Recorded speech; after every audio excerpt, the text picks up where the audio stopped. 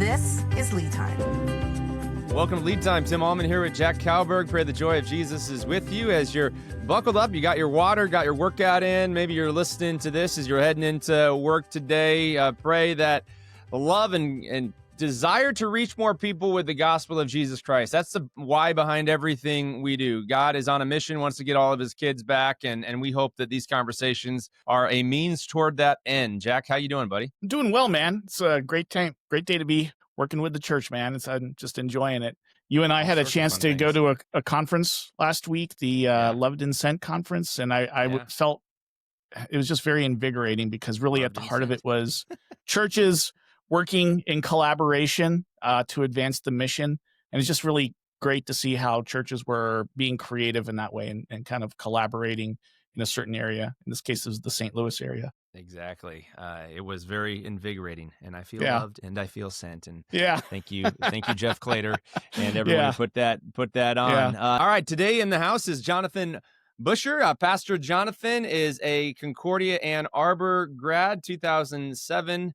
And I'm not going to read what you put in your bio. Well, yes, I will. May she rest in peace is what Jonathan said. And there's a lot. I don't know if we're going to get into that today. We certainly have. And there certainly are still some hard feelings for those who are Michiganders, to be sure. He went to Concordia St. Louis 2000, and he's pastor at Emmanuel Grand Forks in North Dakota. I love Grand Forks. I fly into Grand Forks all the time. What a great Midwestern city. He was there for 4 years, pastor at Zion Lutheran Church and School in Mount Pulaski, Illinois for 10 years, and the congregation's celebrating, this is pretty cool, their 175th anniversary next year in 2026. He's married to Sarah for 18 years. They have 5 boys. Wow. This is an active house, ages 7 to 15. And he also is known for being the older or younger brother of Rachel. Yeah, I'm the youngest. So. And you are the youngest, so she's your older sister, and Rachel is on our staff here at Christ Greenfield working with the young people. So, Jonathan, how you doing? Thanks so much for taking the time to chat with us. Yeah, very good. No, thank you for having me, and yeah, good to be here. I got to be out there with you. Once upon a time, Rachel asked me to do confirmation out there for you, and thank you. Got to sit in with you guys. You're doing like some sermon prep one day, and so it was good to see how another church does things. So I appreciated that.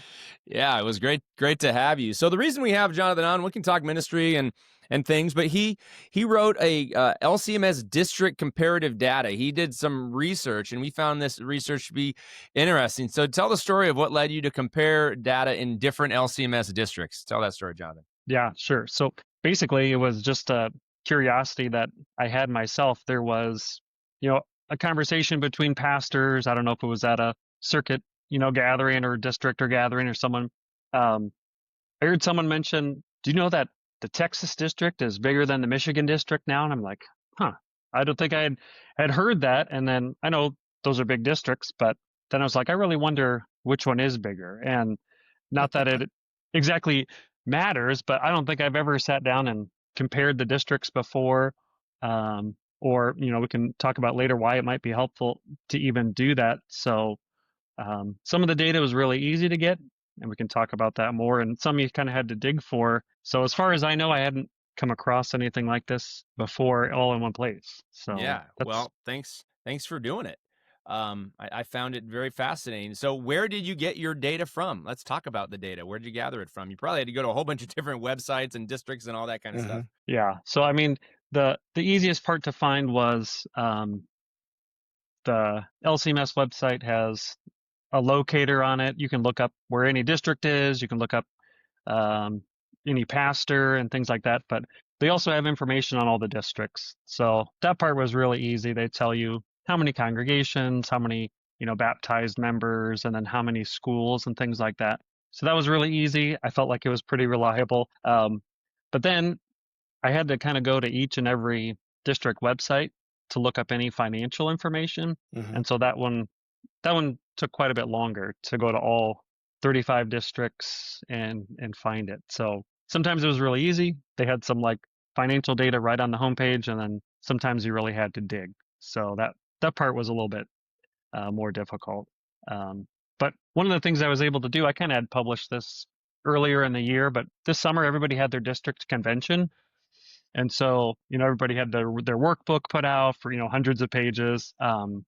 So that was actually made it really easy to find because it was available and fairly up to date. So I did kind of do an update since that post. I'll do another one eventually with a little bit better data. Love it. So what did you expect to find the data prove true? You probably had some hypotheses, etc., and then we'll get into things that were a little more surprising. Yeah. So kind of like that conversation I mentioned at the beginning about which district is bigger. So, is the Michigan district the biggest? Sometimes, right? And then the Texas district is also the largest one at some point. But then I did do something a little bit that I thought was interesting. Since I live in the Illinois district, or central Illinois, Illinois is the only one that has 3 districts. And so I kind of wondered why, and some of them have 2 because there's a lot of us here. As we saw at the youth gathering this summer in New Orleans, there's a lot of Illinois people there. And we can look at that in a little bit too. But if you put all of Illinois together, we are the biggest. Okay. Michigan has to take a step back if you're talking about everybody. Back up off Texas and in Michigan. Yeah, no, that's good. So what did you not expect to find that the data, what was kind of more shocking about your data? Yeah, so one of the things looking into it that I had no idea about was the income side of it as well. So if you look through, and we'll talk about some of the categories that I looked at, but some of the districts are really well funded. And I'll just say that honestly, like there's some districts that they must have an endowment fund, different maybe properties and things like that. But some of the congregation or districts are really well off and like doing well financially speaking. I don't know what your district pastors meetings are like, but sometimes we're talking about budget stuff, as pastors. And so some districts are doing really well in that regard. So the PSD is close to $5 million in terms of our budget, and Texas is about $7.5 million. I wonder how closely connected to schools that is. I think there's some overlap because of the amount of schools that we have. Any observations there though, Jack? Well, I was just going to say, like Michigan, Texas, Pacific, they kind of round out the top 3 in terms of budgets. I'm looking at correlation right here. There is obviously a correlation. If you look at the number of member congregations, Texas and Michigan are like neck and neck in terms of church bodies that they've identified, with Missouri coming in 3rd place was kind of interesting, and then Pacific in the 4th. So I think what's interesting when I look at this, I don't see enough to see the correlation between the schools. I do see a correlation with the number of congregations. I am very curious because this is a really great snapshot. I'm actually looking at your data right now. This is a really great snapshot in time. I wonder if there's such a thing where we could go back in time and see how this data may have looked, let's say 10 years ago, to see if there's different momentum that exists in certain districts. Right. Yeah, I know that. It's something I thought about too. Like, I mean, you could maybe go back in the past, and obviously you could keep going from now, but I just doing a little bit of a refresh of the data just from a couple of months since they turned in some. I mean, there are some very small changes. I would say most of the districts, went down as far as the number of members, but there were a couple districts that went up, and then there were some congregations that started and stopped. So it's hard to say now, but it would be interesting to see kind of what the trend had been. Well, what districts have grown? I'd be curious to know what districts have grown in the last handful of years. Can you tell who that is, Jonathan? That's a good question. I don't know if I remember writing that down. But yeah, it was maybe only a handful of people that either went up or down. So it wasn't huge, but I do remember it just stood out because a lot of the trend was downward and they weren't all downward, but so I'd have to look that up again. But what else are you going to say, Jack?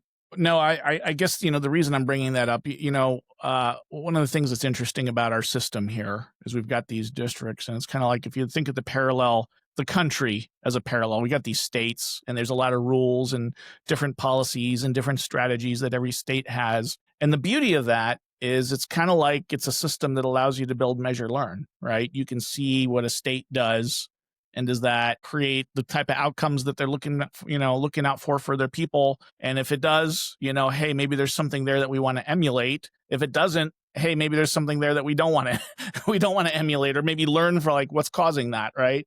So I think there's an opportunity when we start to do district comparison. Can you start to do correlations and causation there? If one area seems to be having an unusual spike in growth, or is beating the trend, right? What are they doing well? Or what is something that I don't necessarily, maybe we should avoid replicating that because it's not paying out the way that they're thinking it will, right?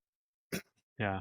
That's something that I noticed as well, or maybe something that I appreciate, that we have our districts, and it is a chance for us to kind of compare and contrast. That if there's a district over here, they try something, it works really well. Well, the other district should borrow that, you know what I mean, and they should give that a try too. So I know we do things here that we borrowed from other districts. So yeah, I think that's a great system. I am seeing a trend now as I'm going through the data. It does seem like if you stack up the districts based on the number of congregations, it kind of matches what we're seeing with budgets. And it also seems to match with preschools and high schools. That same sort of order is playing out here in terms of district size, right? And of course, you can't necessarily say that there's causation, right? But you do see a correlation in that. Well, here's something else I see that's fascinating. I mean, Texas, 345 congregations, Michigan, 344 congregations, Pacific Southwest, 260 congregations, and those were some of the higher ones, 288 in Missouri. I just threw out those 4 districts. And, every church and every district kind of gets a reputation, for better or for worse. Like, what do people say about you? What's your brand, if you will? What do people say about you when you're not in the room? And here's what I can say about all 4 of those. They generally have been very mission-oriented, new start focused districts, led by leaders who keep the main thing, which is more people hearing and knowing and following Jesus. And that's no disrespect to other districts, but the church planting movement out of Texas, like that's been bearing some fruit, right? And it shows in the amount of congregations that Texas has. So any more observations there though, Jonathan, about maybe some of those larger districts and things we can learn? Yeah, no, that's a good question. It is kind of interesting to see at some of the bigger districts, how they do things, how they operate. And I've got some family in the Michigan district, and one of the things they told me, and I added this to my revision, I plugged in the number of district staff in each district. And so as you might imagine, Michigan district has the largest budget. They also have the largest district staff. I mean, so that kind of makes sense. But at some point in time, I don't know exactly if you could tell by this data, but is there a way you could talk about which districts are doing things very efficiently, right? I mean, at some point, maybe you get too big, too bloated, top heavy. I don't know how you want to describe it, but some congregations do a lot with not very much. You have a kind of budget per congregation. Talk about that number. Is there anything that you observed from that? Because you got budgets, budget per communicant, and then budget per congregation. Yeah. So because some of these have some really large budgets relative to the number of congregations that they're serving, right? Like Atlantic, right? I'm looking at them right now. Very large, $28,000 per congregation. That's their budget. Right. Yeah. That I wanted to look at that just to see if there's a different way to compare it. So something I came across, and they'll have to forgive me if I get it wrong, but I believe it was the New Jersey district at their convention was looking at should we merge with a neighboring district and like combine or something like that. I think that was a discussion item. Please forgive me if I'm wrong. So it was out east. But then you look at their budget. They're the third here in my list. The budget per congregation, they have $21,000 a year per congregation. So, in one sense, they might not have the congregation or the population they want, but financially, they're doing very well compared to some of the others in the country. Yeah, some have quite a few dollars either coming in or to spend from an endowment or whatever it is for their people. So I I thought that was very interesting. It is. So what is the role of circuit connected to districts? You talk about the history of circuits, and I've done a little bit of work as it relates to circuits as well, and churches praying for churches to work together. You even threw out this word gerrymandering. Has there been a history of gerrymandering in the synod as it relates to our circuits? Talk about that, Jonathan. Yeah, and this kind of came up in my mind just because, we're talking about how the synod is combined and organized and everything that we have. Obviously, a congregation, everyone cares a lot about that. The synod is easy to talk about because that would be kind of the news. And you talk about your district every once in a while, and maybe Tim, you can confirm this, that the circuit is kind of the lost or forgotten part of the structure in our synod. I mean, that's my impression. Agree. So, I agree.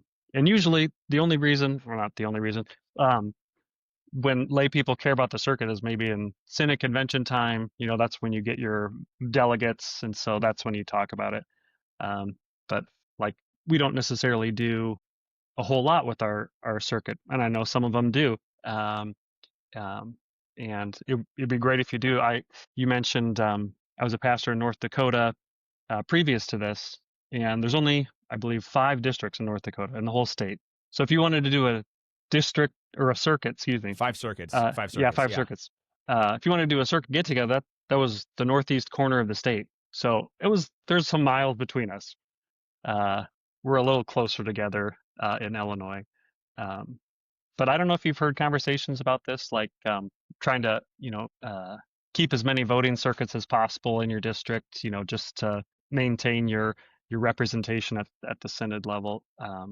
So I kind of looked into that. And so I wrote into, I believe it was one of the guys at CHI down in St. Louis. I was like, how long has our definition of circuit existed? So here it is. Each pair of delegates shall represent from 7 to 20 members, congregations, involving an aggregate communicant membership between 1,500 and 10,000. That's a wide swing. Yeah, so that is a really big range. Mm-hmm. And so I asked how long have we done that? And he looked it up for me, and he said it was first set down in the 1967 handbook. Prior to that, the number was smaller, but the electoral circuits appear to be proposed in the 1943 handbook. So we've kind of been doing it this way for quite a while. And if we see, shrinking number of congregations or anything like that, then this is kind of a natural process that you might have more or fewer electoral circuits. What is that process for creating? I don't know if you know this answer. Tim might know the answer. What is a process for creating a circuit?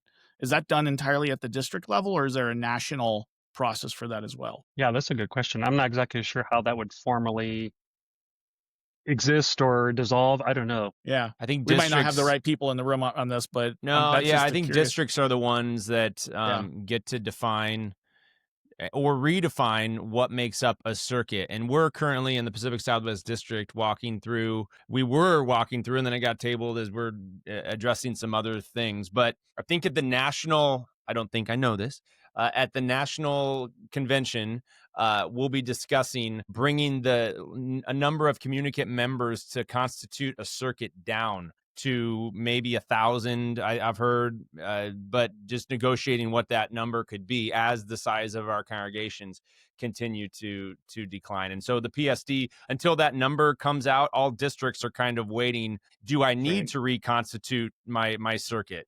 To grab more congregations potentially because you can have, what did you just say, Jonathan, upwards of 10 congregations 10, in a circuit? Well, you said 10,000 members. 1,500 to 10,000 members. Yeah. Does it say amount of congregations in a circuit though, Jonathan? Yeah.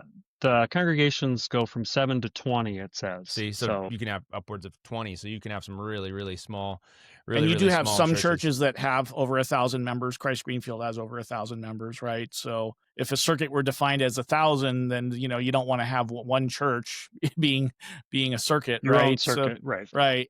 Yeah. One of the biggest, I guess, struggles for those of us who are in larger congregations is there's no House of Representatives. It's not a BICAM system right now. And so, I mean, we since you're larger, I have the same pastoral and lay vote as anybody else, at least for synod president. Once you get to the national convention, then it's much more equitable, yeah, right? But as blended. So this is just a shout out to those who are kind of curious about this. If you're listening to this, that means you're kind of a vested member in the LCMS. You care about our current state and our future state. Would you be about the process of nominating people for different board roles? I pray you are praying about that. Once you enter into the national presidential nominations, would your congregation, as you hear, and you should do some research, as you hear about different candidates, please be a part of the process. It's remarkable how few congregations, and some of those congregations may not even have a pastor, and so a lay person needs to be more engaged, but how few congregations actually engage in the nomination and then in turn the voting process for every role all the way up into president. It's remarkable how few congregations engage. I think last time, and I'm gonna miss on this, but I think less than 50% of our constituted LCMS congregations took part in voting for our synodical president. No, and sure. Every congregation has the right and responsibility to do that. One pastoral, one lay vote. So anything more to say about that? And I don't think about this all the time. I think, we don't have a BICAM system, and we don't have representation of our commissioned workers, right? Those are a couple topics that I think we could spend some deep time trying to figure out how to remedy. And the struggle is right now, from a demographic perspective, that a number of our larger churches, and this isn't just in the LCMS, this is just across the board, the middle-sized church, meaning the church worshiping 200 to 400, is either growing or they're shrinking. You're seeing fewer congregations in the middle. More congregations are going to be worshiping 50 or less, and then more congregations are going to be worshiping in the coming days. Especially, I think we're on a path toward many people coming into our congregations. If they find us to be a hospitable, kind, loving congregation, I think revival's in the air. The Holy Spirit's at work. But then a number of our larger congregations, I believe, are growing as well post-COVID. So any take on that, Jonathan, as it relates to representation at the national and district level? Yeah, I mean, you're right that the system's not perfect, but you're right. Having circuits does do a little bit of leveling the playing field to give folks, a representative from the circuit. So I do think that helps. But you're right. A larger congregation, wouldn't get as many votes like at the circuit level or for president. Yeah, you're right. So it's not perfect, but I know just the second part you mentioned. I mean, some of that is demographic. So we're in central Illinois, we're a small town, fairly rural. A lot of people commute to go to work, and so there's demographic realities about rural areas. The trend is moving towards cities, so it would make sense that the trend is the same way for our congregations. That some of the smaller rural congregations, I know. So like you mentioned our anniversary. We're one of the oldest congregations. We have several daughter congregations in the area. Most of them are set up, they're about 15 miles away, and they're over 100 years old. And it was just because the farmers over there, they couldn't drive here on their horses in a reasonable amount of time. So they just want to start their own congregation. We're like, that's too far to go on a Sunday. We're starting here. But now, right, they easily drive that distance, no problem. And so that's kind of one of the realities of just transportation and things like that. So yeah, there's a lot of changes that we deal with that are just kind of the realities. There is some interesting data that I'm looking at, because you got kind of this dashboard where you show the number of congregations, but also the number of new church starts. And I think this data goes back to 2023, 69 new church starts for a total of 57 plus 100 congregations. So that would show that for that year, that it took 100 congregations to launch one congregation, basically. That's about a 1% launch rate. What's interesting is, like, if you go back in time, there was a time in LCMS history where, like every 2 or 3 congregations was birthing a congregation. And now we're in this phase where it's every 100 congregations births a congregation. It would be amazing. I think this is a great challenge for our national church party. I would love this, to see if this were a very specific number to be focused on, where, that ratio grows to a much healthier number. How would we be different in a church body if it only took 10 congregations in collaboration to launch a new church start, right? A much heavier, I think maybe a little bit of like the critique of our culture right now is there's a little bit of a preservation mode. How do we preserve what we have rather than going out and starting? We recently interviewed a gentleman who made an assertion that there's too many pastors in the LCMS. I would love that problem. Go out there and launch more churches, right? Scripture teaches, pray to the Lord of the harvest because the workers are few, right? And so we need, if we had a surplus to deal with, we should be planting churches. Or if not, we need a culture where the expectation is that congregations are collaborating to make sure that an area is being saturated with the gospel.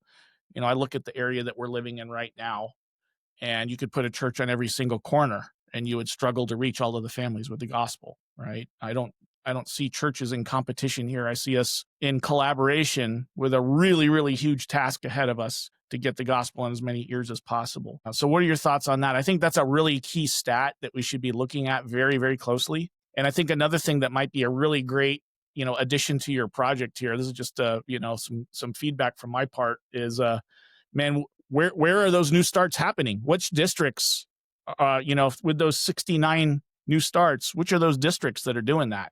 Can we point to specific districts that are really taking the lead with that and showing leadership in that particular area? Because I think that's something that needs to be emulated. Yeah, no, I kind of have thought about some next steps and kind of what other things can be added. One of the things I'm hoping to do is like to make something like an interactive map. Like if you actually look at this post, it's just a wall of numbers. That's probably not exciting for very many people. Yeah. But if there was an actual map with, just for chat. But yeah, if it was an actual map of the U.S. with maybe some, color coded things where you could tell different things going on, it would be more helpful for me to see some of those trends, to visualize it. But you're right. I mean, just that habit of church planting. So, I mean, I'll use our history that has nothing to do with me because it's over 100 years old. But yeah, we planted a number of daughter congregations, and now we have, I guess you'd call them granddaughter congregations. And they're all named Zion, which is very confusing for most people. So they're all Zion. But that definitely was the trend kind of back in the day, that, they were, we started in the Illinois Synod, and eventually we were like, okay, well, let's see what the LCMS is about and join them. And then, there were daughter congregations. And of course, the demographics were different back then. There were still people coming over that were already Lutheran.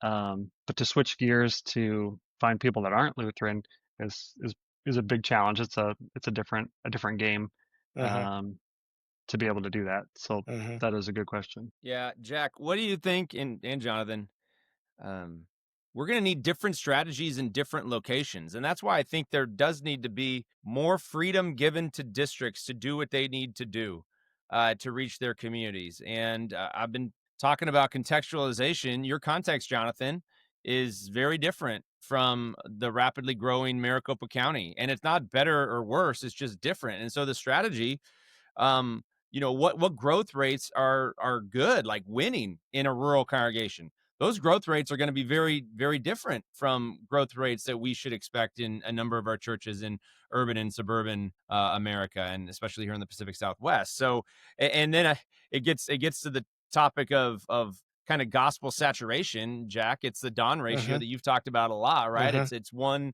preacher for every 500 people, and I don't believe Jesus is on the throne saying that's impossible to get gospel saturation. Right. I think he's like, I didn't create any barriers for you guys to do. I think that's the Great Commission. Right? Aim for it. The Great Commission. Yeah. I was talking with Ben Haupt. He was a guest on this podcast, and just comparing, looking at what Jesus said, and he didn't tell us. He told us the what to proclaim. He gave us the why of the mission.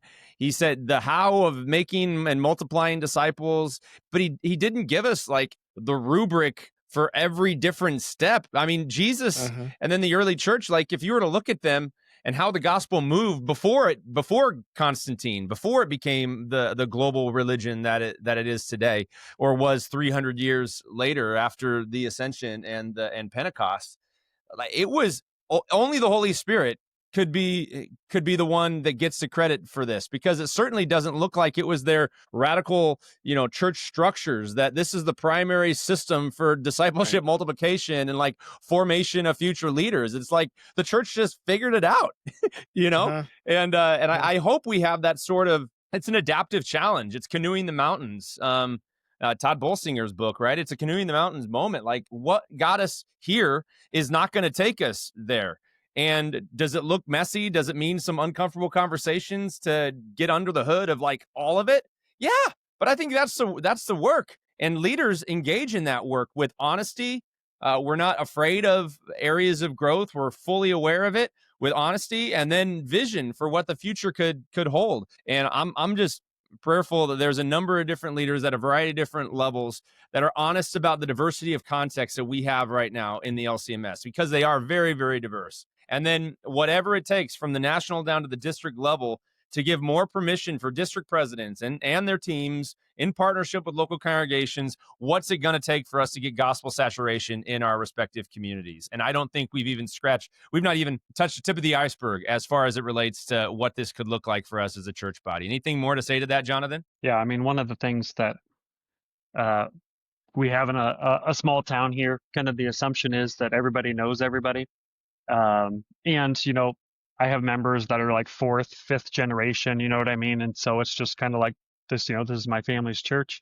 And so that's a whole other element of welcoming in new people. Like if you have a fair number of new people and visitors every week, it's almost like very natural for you. Like that we can build that muscle. We know how to welcome new people.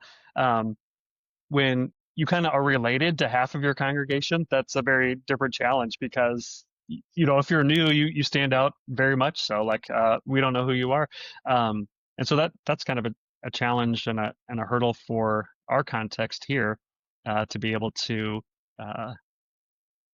realize that there are people in this town we don't know, right? And you're not related to them. There are new people, and there's people that don't know about Jesus, right? That's kind of the assumption of maybe rural Americas, we're all Christians and we all are on the same page, but that's just not the reality. Yeah, definitely not. Jack, any response to what I was talking about? We don't have to throw the baby out with the bathwater. I'm sorry to use that analogy, but like we don't have to compromise doctrine.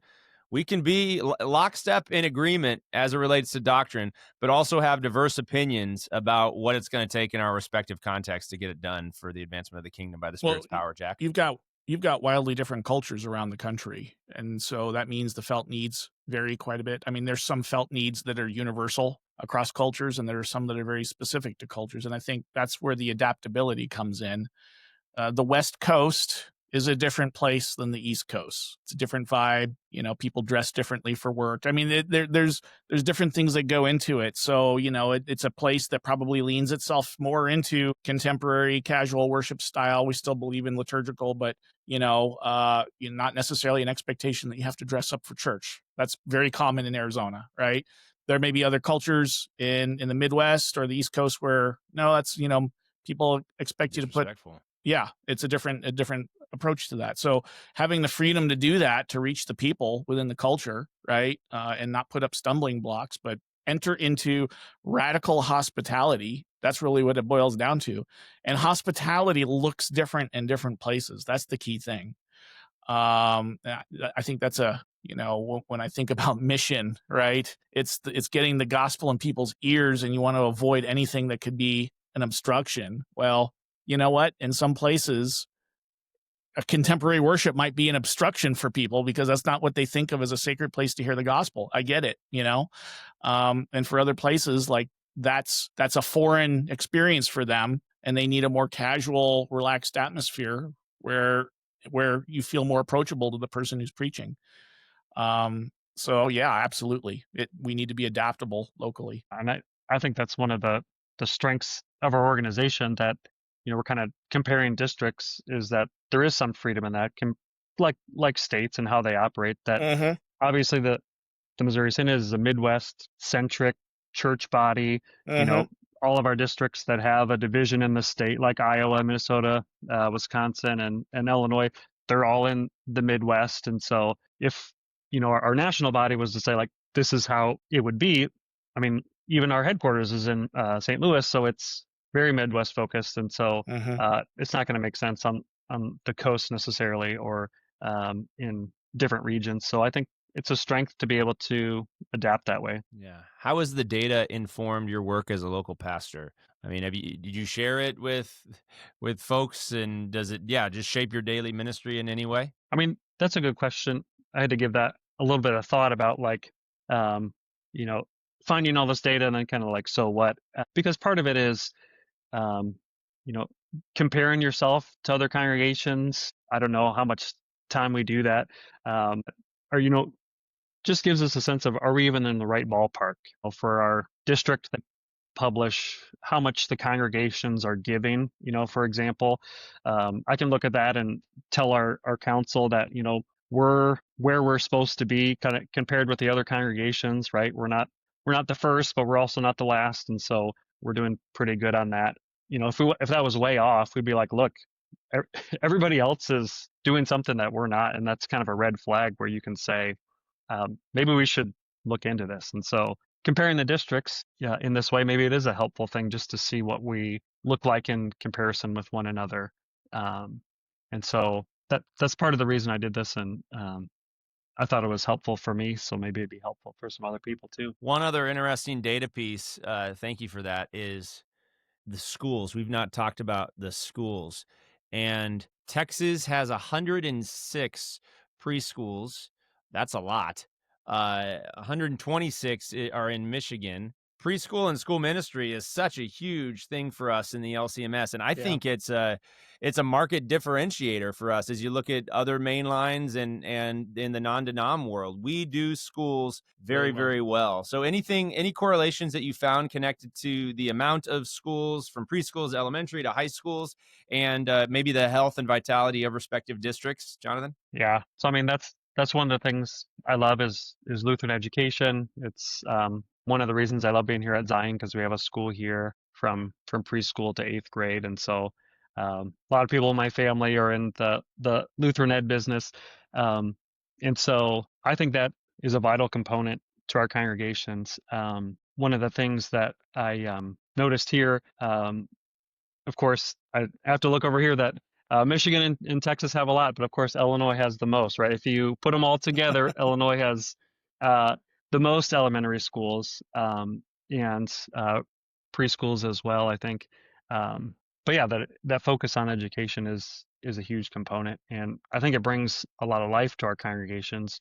And something we can say here, that it's the 175th anniversary of our congregation, but the school here started the exact same year. And at the very beginning, it was just the pastor. He was the pastor and the teacher. Then a few years, they actually had their own teacher. And now we have, more staff than that. But yeah, there's just one guy doing all of that. And so it's come a long ways, but that's like, it blows my mind that he was doing that. I think about that legacy of how many people would have been impacted over 175 years of a church and school ministry. The number of kids, the number of, that is a lot of generations. Holy smokes. Wow. What a legacy. That is so cool. Jack, any correlation that you're seeing between schools and districts, the amount of schools and the vitality of respective districts? Yeah, what I'm seeing is, if you look at the bigger budgets, obviously, if you stack up districts by budget, there seems to be a correlation with the number of congregations, the number of schools, and higher budgets. So I do think that there's probably a correlation of healthiness there, that they've leaned into school ministry. I know as a personal experience dealing with incredible people like Rachel here at district, like our district is all behind schools like crazy. They invest heavy into it, and it's one of their biggest dreams and wishes is to see healthy, vibrant schools throughout our district. And I've been so impressed with how well that they've worked to equip school administrators and teachers. Yeah. Jonathan, what would you say to a pastor who's like, I don't know if I ever want to be a part of a school. School's a drag. I've heard it leads to infighting. Who really leads here, and Yep. and some of those things can be, anecdotally true, but I think the juice is far worth the squeeze if you have a discipleship mindset. What are your thoughts, Jonathan? Yeah, no, I absolutely love having a school. And so, for example, I get to teach the 6th, 7th, and 8th graders religion class every morning. I get to do chapel um, every Wednesday, and so those are parts of my job that I love. So I get to do that. And so maybe this would be my plea. There's some pastors who maybe aren't really necessarily interested in that. Like that's not their jam. That's totally fine. Maybe it's not for everybody. And I've kind of heard some unfortunate stories where like a pastor will either be placed as a new candidate or, maybe called to a congregation that doesn't really necessarily want to do anything with the school. And it's just a terrible combination. So if you're a pastor that has a passion for Lutheran schools, yeah, you should be at a congregation with a school. And if that's not necessarily your passion, that is okay. But maybe you don't need to be at that congregation. You can use your gifts and passions in another location. That's fine too. Hey, Jack, get us behind the curtain a little bit. This is a leadership podcast, and we're walking through a real time. It's not a dilemma by any stretch, but just a branding opportunity between our church and school. Share some of the data about who's open to, this is in our context now, who's open to Christian private education and how the church tries to balance being united as a church and school, but also saying if your kids don't go to our school, you still belong here. Yeah, so I will say this, I'm 100% behind school ministry, and I like to brag about our school, and I've bragged about it in other settings where, let's say, I've been to meetings where other people do my job in other denominational contexts, and I've been able to brag about how many kids a church our size is able to reach, like really punching way above our weight class in terms of next generation impact. That being said, there's a lot of complications with operating a church in a school. It gets way more complicated, and it can impact things like hospitality. So when we look at the demographics of the Gilbert area that we're in, roughly speaking, probably about 45% of families at any given time are open to an invitation to church. They're if you do an ad, if you do a personal invite, it'll get considered. It won't get thrown away immediately in the trash, whatever that might be. So that's a certain pie of people that we're trying to reach right off the bat, and then we're hoping that over time influence reaches the other people. Another segment of people is people that we believe have an appetite for Christian school, right? So that represents about 7% of probably any region where you've got a lot of families. That's national data right now. About 20% of families might express an interest in looking at it, but ultimately about 7% of families will enroll kids in a Christian school. There's other private institutions that represents an additional percentage, and then there's charters and all that kind of stuff. There's Arizona is like a school choice mecca for the country. It's there's all kinds of incredible school choice options available to people. So about 7%. So now if 45% is the total pie of people that we're trying to reach with hospitality, and then 7% is families that'll ultimately enroll, that really means that represents 15% of the total pie. That, with the families that we're trying to reach, like right on the front door, about 85% of them probably are not right now looking for a Christian school, and about 15% would be really enthusiastic about that. So that's something that we have to think about from a hospitality perspective, is like, we do want those families plugged into the school. I'd love to increase that pie from a higher than 15% just because I know it's so good for their kids. But we also have to be careful with our messaging on the front door to say, if you're not part of our school, that you're not part of our family. So that's something we have to just be careful with our language about, and kind of the hospitality systems that we put in there. I don't know if it's always the front, like the very first interaction that you have with people, but there is certainly an opportunity for churches to do in-reach with that group to see if there's an appetite to move into the school ministry. Yeah. Leading a local congregation is not for the faint of heart, Jonathan. No, as you're well aware, because there are strong opinions. There are strong opinions on this topic for sure. Yeah. And again, we got to trust the Holy Spirit, trust one another. Jesus didn't give us a playbook about when you're in this situation, here's how you message appropriately. We're just all trying to work it out. So data helps Jonathan, you though. Data is your friend in this process, right? It does help. Yeah. It can't be the end. It can't be the end game, but it definitely is a part of the game. It starts a conversation. You know, data is very, very helpful. Hopefully it can draw us together. It can shine a light on certain areas and opportunities for growth. And then we relationally build trust, have humility to test different things to try to grow. And in this case, it's saying two things at the same time. We love being a church and school that's united in mission to serve families. And we love every family in our community. And whatever the roadblock is, whatever the first interaction is with them to get to know our faith family, we want that to be the thing. And if anything is a roadblock for them, which church can be a roadblock, right? They have institutional baggage from the past, and so they're against institution. So meeting felt needs then is the first interaction. How can we serve you out in the community? Jonathan, this has been so much fun. What's next? Future ideas for the data, and take us there. Yeah, I mean, some of the things that I had in mind, I kind of mentioned about if I could get it visualized for people, like on some kind of map, that would be very helpful, even to me. But obviously, and we had mentioned this already, if there's some way to track it over time, that could obviously be a helpful thing. And it was kind of difficult to find just like this year's data sometimes, and so going back into the past would take quite a while, I imagine. But no, so there's still some work to be done. But I thought it was pretty interesting just to see and compare, maybe give a little bit of bragging rights as well to some of the districts. Yeah. Well, shout out to Illinois. You guys are rocking it there. Yep. You guys win. If we How need to win in terms of various things. Yeah. We're the only one with 3. So 3 districts. Yeah. So a lot of churches, a lot of schools. Yeah. All of it. It's great. Well, hey, this has been so much fun, Jonathan. If people want to connect with you and more of your research, how can they do so? Yeah. So, I mean, the place I published, this is on a Substack. So just my name, jonathanbuescher.substack.com is where you could look those things up, and to be great if you want to take a look.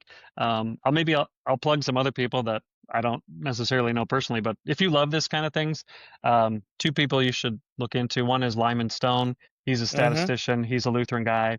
Another one is Ryan Burge. He is not too far away in Eastern Illinois, but he does church stats all over the place. And so that's really interesting. So if this was of any interest to you, you'll want to follow those 2 guys. They know what they're talking about much more than I do.